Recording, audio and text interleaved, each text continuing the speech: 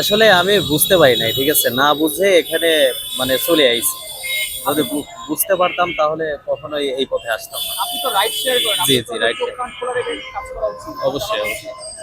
তো সেই ক্ষেত্রে আপনি কি না, ডাইনে বামে একেবারে দেখেন না? একেবারেই আমি নতুন, ঠিক আছে, সেই কারণে ঢাকা শহরে রোড ঘাট তো আমার খুব একটা ভালো একটা বোঝা নাই।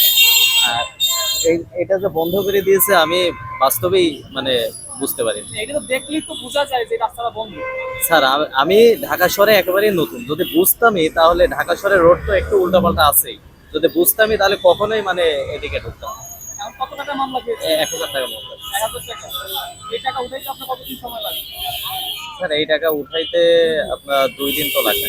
এখন যদি আপনি এই কাজটা না করতেন তাহলে তো মামলাটা খেতে হতো না না। না, আমি না বুঝে এখানে মানে চলে আইছি তো কিন্তু। আপনার আপনার মতো যারা আছে তাদের কাছে কি মেসেজ দিতে চান?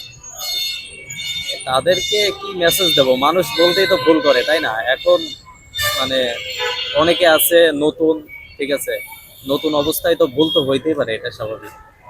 একটা হচ্ছে ভুল, আরেকটা আছে যে আপনি কিন্তু আমরা কিন্তু দেখলাম যে আপনি আস্তে আস্তে এসে কিন্তু এখানে থেমে গেছেন। জি জি। এই থেমে যাওয়ার কারণটা কি?